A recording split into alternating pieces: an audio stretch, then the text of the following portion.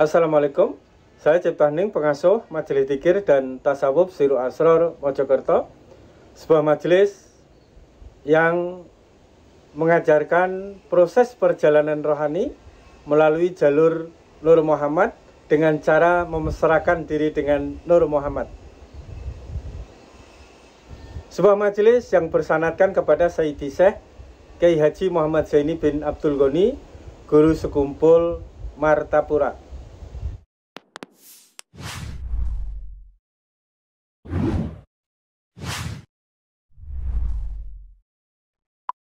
Sebagai seorang pembimbing rohani, saya sangat bertanggung jawab kepada proses perjalanan rohani daripada para jamaah yang ada di dalam Majelis Sirul Asror, sehingga saya memperjalankan mereka melalui jalur Nur Muhammad. Apabila kita ingin mengetahui keistimewaan daripada jalur Nur Muhammad ini adalah kita harus belajar terlebih dahulu tentang asal kejadian diri daripada manusia. Asal kejadian diri daripada manusia adalah dari Nur Muhammad. Nur Muhammad itu adalah dari Nur Dat, ya, dan Nur Dat itu adalah nur daripada Rasulullah Shallallahu Alaihi Wasallam. Yang perlu kita ketahui bahwa Nur Muhammad ini mempunyai sifat keindahan dan mempunyai sifat kesempurnaan. Ingat ya, ini kuncinya. Bahwa Nur Muhammad ini mempunyai sifat keindahan dan sifat kesempurnaan.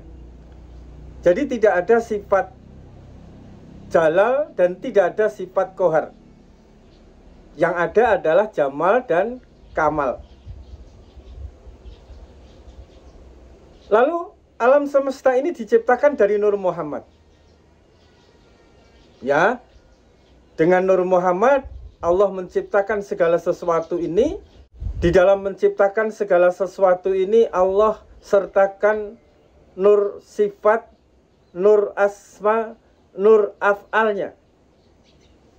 Sehingga wujud, sehingga ada, sehingga bisa disebut, sehingga segala sesuatu ini berperan, berperilaku sesuai dengan apa yang telah ditetapkan oleh Allah. Hal itu terjadi karena adanya nur sifat, nur asma, nur af'al, yang semuanya itu muqaddas, yang semuanya itu baru. Seperti halnya Nur Muhammad tadi baru, maka disertakan nur sifat, nur asma, nur af'al yang baru juga, ya, sehingga sifat dunia ini kan berubah, ya, dia berubah dari ada menjadi tidak ada lagi, nanti juga tidak ada lagi. Sekali lagi, yang belum paham, yang mungkin belajar rohani melalui jalur tauhid mungkin belum paham dengan hal ini. Akan tetapi hal ini biasanya diajarkan oleh para ulama dari Kalimantan, ya, yang sanadnya itu terlahir dari Sayyidi Syekh Muhammad Arsyad Al-Banjari, lalu turun kepada guru kami juga, Sayyidi Syekh Kiai Haji Muhammad Zaini bin Abdul Ghani, Guru Sekumpul Martapura. Kuncinya adalah sifat dan karakter daripada Nur Muhammad, yaitu keindahan dan kesempurnaan. Apabila seseorang itu melihat segala sesuatu ini adalah Nur Muhammad, nurnya Rasulullah, dan dia melihat segala sesuatu ini adalah nur daripada Rasulullah Shallallahu Alaihi Wasallam, lalu apalagi lebih dalam lagi dia mampu memesrakan ruhnya, memesrakan nafasnya, memesrakan pendengarannya, memesrakan ucapannya, memesrakan jasad dan batinnya kepada Nur Muhammad. Ini sesuatu yang luar biasa. Di saat kita memandang segala sesuatu, Nur Muhammad saja sudah luar biasa berefek kepada kehidupannya. Apabila seseorang memandang segala sesuatu ini sebagai Nur Muhammad, sebagai nur daripada Rasulullah, maka yang ditemui di dalam kehidupannya adalah sesuatu yang indah, sesuatu yang sempurna. Dia akan mendapatkan keberkahan di dalam hidupnya dengan hal-hal yang indah. Rezekinya lancar, usahanya lancar, ya. Terus keluarganya sakinah mawaddah warahmah, keluarganya bahagia, harmonis, anak-anaknya menjadi anak yang berbakti kepada orang tua, lingkungannya menjadi lingkungan yang adem, ayem, tentram, penuh keindahan dan penuh kesempurnaan. Penuh keindahan dan penuh kesempurnaan. Orang yang memandang segala sesuatu adalah Nur Muhammad adalah orang yang mengenal asal kejadian dirinya. Asal kejadian dirinya dari Nur Muhammad, lalu dia mengumpulkan kembali dirinya kepada induknya. Dia menyadari bahwa dirinya itu adalah percikan dari Nur Muhammad yang besar seperti samudra, sedangkan dia itu tetesan air embun yang jauh dari samudra. Lalu dia tersadar, maka yang pertama kali dia cari, dia temukan adalah samudranya, sebelum dia mencari sumber daripada samudra atau sesuatu yang menciptakan samudra itu. Karena dia tidak mungkin mempunyai daya upaya, karena dia bersifat hanya kecil.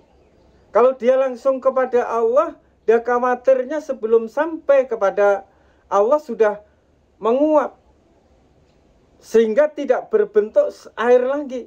Sehingga yang dia lakukan bukan terbang menuju Allah, karena kemungkinan besar dia tidak akan pernah sampai. Dia bisa menguap sebelum dia sampai kepada Allah. Tetapi yang dia lakukan adalah jatuh ke bumi. Embun yang ada di daun tadi jatuh ke bumi. Lalu dia terserap di dalam bumi, dia mengalir di dalam bumi menuju sungai, ya, menuju sungai, dari sungai dia menuju muara, baru sampai kepada samudra, yaitu Nur Rasulullah Shallallahu Alaihi Wasallam yang utuh, yang merupakan asal ciptaan daripada dirinya. Kita dengan Rasulullah itu sekufu, senyawa, sehingga bisa menyatu, ya, sehingga bisa menyatu. Ibaratnya seperti ini. Rasulullah itu samudra yang luas dan airnya jernih, yang mampu mensucikan segala sesuatu yang menyatu dengannya. Lalu kita itu adalah air comberan atau air got, ya, yang berjalan, mengalir, ya, membentur ini, membentur itu, jatuh ke jurang, membentur batu yang besar, kita tidak putus asa, sehingga kita bisa sampai menyatu kepada samudra yang luas. Air yang keruh, air yang kotor, air yang najis yang ada di dalam diri kita, karena kita ibaratnya menjadi air cumberan tadi atau air got tadi, telah menyatu kepada samudra sehingga tersucikan keadaan kita. Air meskipun kotor akan bisa menyatu dengan air yang suci, air yang bersih, karena sekufu. Berbeda dengan apabila kita langsung kepada Allah dan seakan-akan bisa menyatu dengan Allah, itu tidak bisa. Karena Allah qadim, kita muqaddas.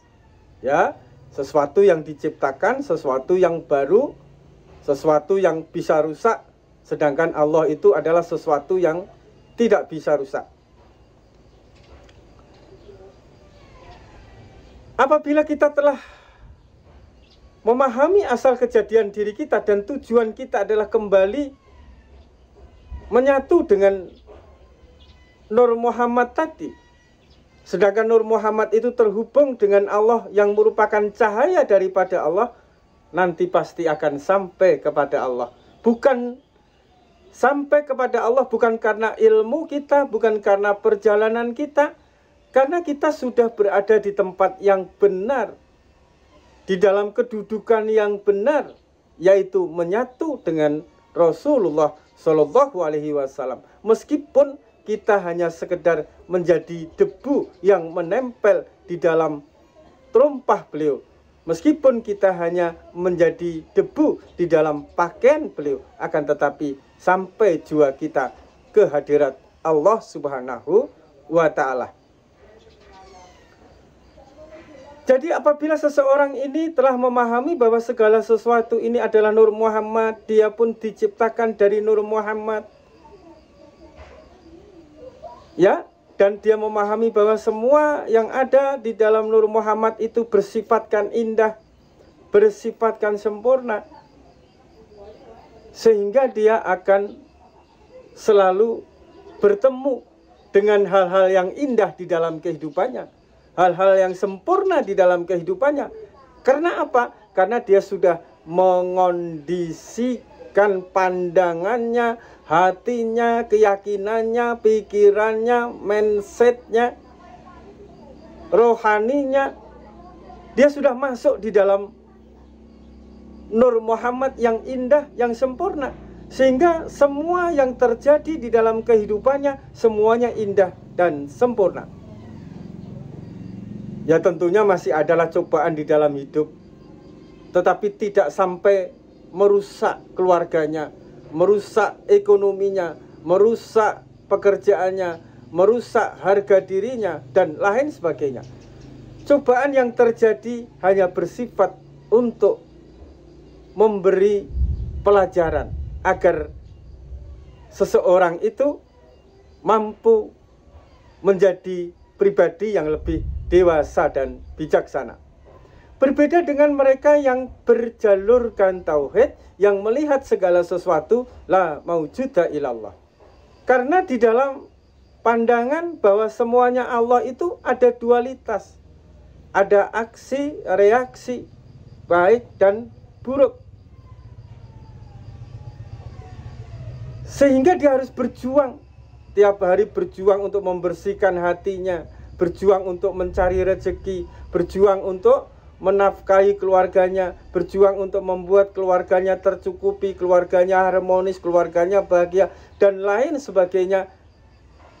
Dia hidupnya berada di dalam kelelahan yang selalu berada di dalam keadaan dualitas. Hitam, putih, baik, buruk. Sekarang bahagia, besok sedih. Sekarang ada, besok tidak ada. Sekarang indah, besok buruk. Kenapa hal itu terjadi? Karena setiap pandangan yang melihat segala sesuatu Allah, mereka jatuh dan berada di dalam hukum sunatullah. Ya, ini yang perlu kita pahami dan kita renungi. Sekali lagi, pandangan semua Allah itu benar. Akan tetapi efek di dalam kehidupan kita sangat menguras energi, tenaga, pikiran, uang, bahkan keluarga. Semuanya bisa berantakan, semuanya bisa hancur-hancuran. Karena dualitas. Sulit untuk menemukan keindahan, sulit untuk menemukan kesempurnaan, karena dia tidak berada di dalam keindahan dan kesempurnaan. Ya, kan Allah itu seenaknya sendiri. Lalu kita masuk di dalam pandangan, keyakinan kita, perjalanan kita masuk di dalam keadaan itu. Maka kehidupan kita juga menjadi kacau balau. Inilah yang sering terjadi, dan kadang-kadang kenapa sih belajar spiritual kok ekonomi menjadi hancur, keluarga menjadi hancur, terus mau makan aja sulit, mau beli rokok aja sulit. Hal itu terjadi karena diri kita memilih jalan tauhid, memilih jalan semuanya ini kita pandang sebagai Allah. Kenapa? Karena Allah sendiri itu tidak butuh apa-apa lagi, tidak butuh siapapun. Ya, sehingga apabila kita hanya memandang semuanya itu Allah, ya vibrasi keadaan dan karakter daripada Allah itu secara otomatis akan masuk ke dalam diri kita. Sehingga kita dijauhkanlah dari keluarga, dari rezeki, dari pekerjaan, dari segala sesuatu yang seharusnya menjadi hak dan kebutuhan yang harus kita dapatkan. Akan tetapi itu semua dijauhkan oleh Allah Subhanahu wa ta'ala.